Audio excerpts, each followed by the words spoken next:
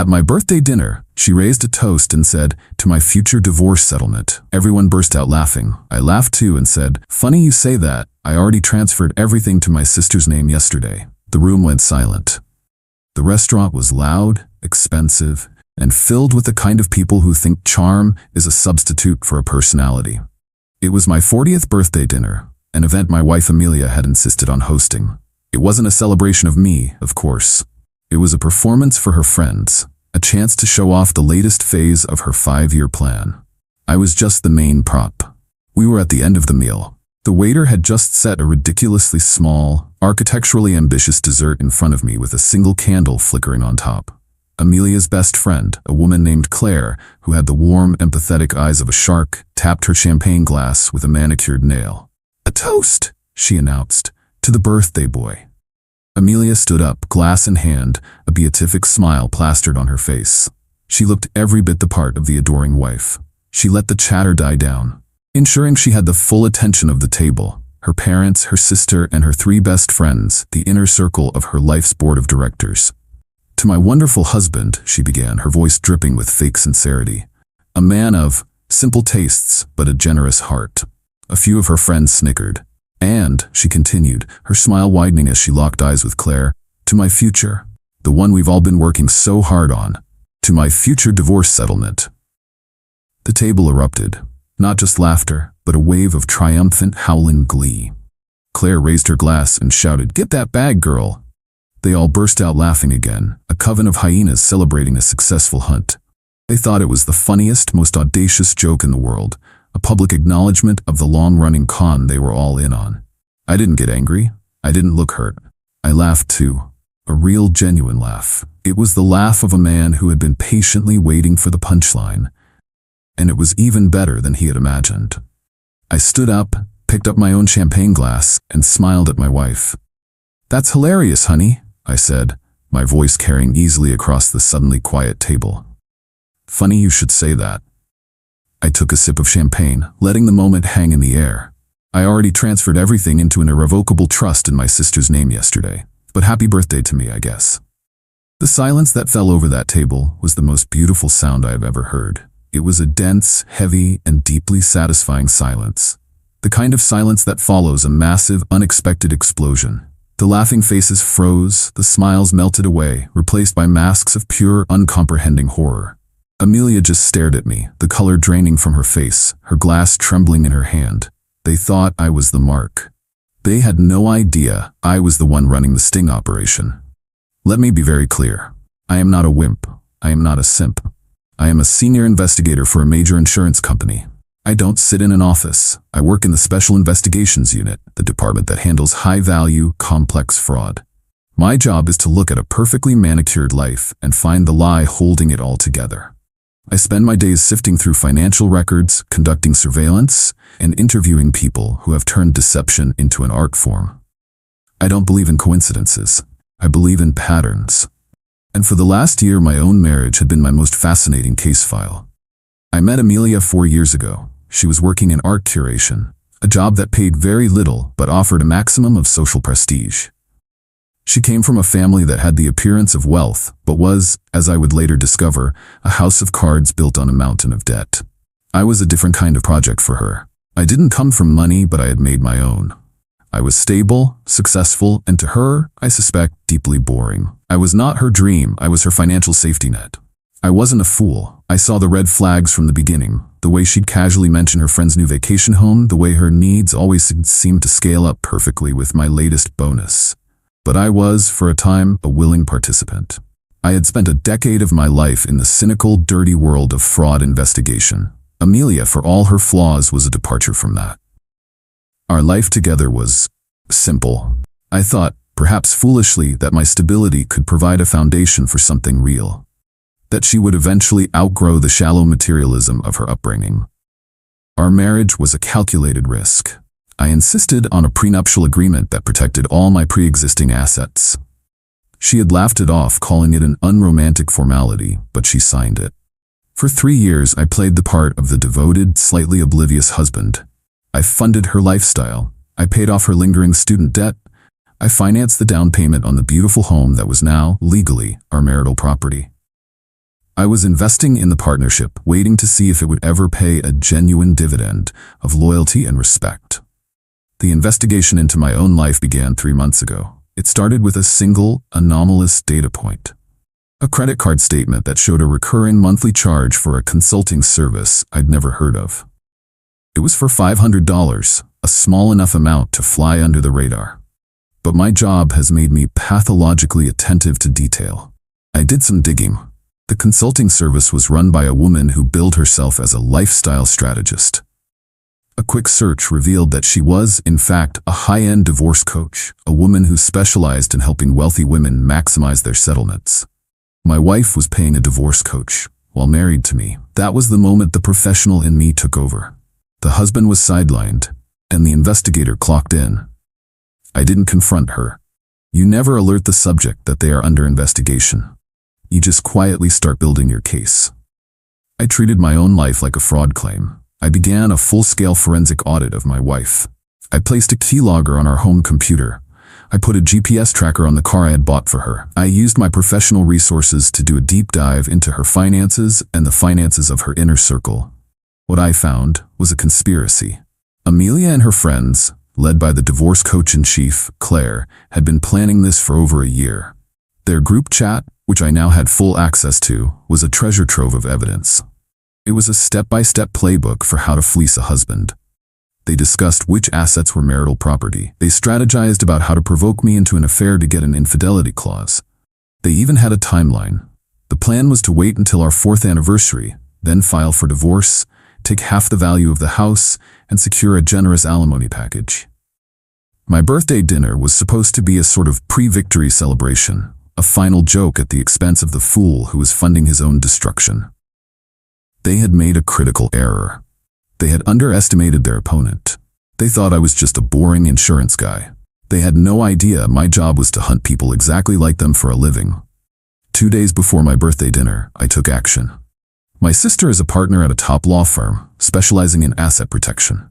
I spent an entire day in her office. We didn't just transfer everything to her name. That's amateur hour, and easily challenged in court. We executed a series of complex, legally airtight maneuvers. We created an irrevocable family trust, a legal fortress designed to be impenetrable in a divorce proceeding. We transferred all of my premarital assets, my investment portfolio, and the majority of my liquid cash into this trust. My sister was the trustee. Then we had the business I owned formally acquire the house, our primary marital asset, in exchange for a majority share in a new holding company, which was also owned by the trust. In the span of 8 hours, I had legally and permanently moved every significant asset I owned out of the reach of my wife and the state's divorce courts. The only thing left in our joint names was a checking account with a few $1,000s in it and a mountain of shared debt from her lavish spending. So when I sat at that dinner and she made her toast, I wasn't faking my laugh. It was the purest, most satisfying laugh of my life. I had spent 3 months investigating the biggest fraud case of my career, and I had just closed the file. Update 1. The scene at that restaurant after I dropped my little bombshell was a thing of beauty. It was like watching a movie in slow motion. The laughing faces froze, the champagne glasses stopped halfway to their lips, and then the panic set in. Amelia just stared at me, her mouth slightly open. Claire, the divorce coach, was the first to recover. She let out a sharp, nervous laugh. "That's not funny, Mark," she said. "You can't just do that." "Do what?" I asked, taking a calm sip of my water. "Protect my assets? Actually, I can, and I did. It was a very productive day yesterday." The party was over. The check was paid, by me, the final ironic twist, and the ride home was a masterclass in silent fury. Amelia didn't say a word. She just stared out the window, her mind no doubt racing, trying to figure out if I was bluffing. When we got back to the house, the mask of the sophisticated, composed woman fell away, and the greedy, terrified creature underneath emerged. "What did you do?" she hissed, the moment the door closed behind us. "I took a piece of professional advice I often give my own clients," I said, unbuttoning my cuffs. "When you suspect you are the target of a long-term premeditated fraud, you take immediate and decisive action to mitigate your losses." "Fraud?" she shrieked. "I'm your wife." "Are you?" I asked. I walked over to the bookshelf, pulled out a thick, leather-bound binder, and dropped it on the coffee table. It was my case file. Because this file suggests you're a co-conspirator in a plot to defraud me of my assets upon the dissolution of our marriage. A marriage you have been actively planning to end for over a year. I opened the binder. The first page was a printout of the invoice from Claire's consulting service. The next few pages were color-coded charts showing the flow of money from my accounts to her lavish lifestyle. And then, the main event, 100 pages of printed, time-stamped messages from their group chat. I let her read for a few minutes. I watched her face turn from red with anger to ghostly white with fear as she saw her own words, her own plans, laid out in black and white. "Where did you get this?" she whispered. "I'm an investigator, Amelia," I said. "It's what I do. You were so busy planning the perfect crime, you never once stopped to consider that you were married to the perfect detective." The fight, the real one, went on for hours. She cried, she screamed, she denied. She blamed Claire. She blamed her friends. She blamed me. It was a textbook performance from a subject who knows they've been caught. The next morning, she was gone. She had packed a bag and gone to stay with her parents.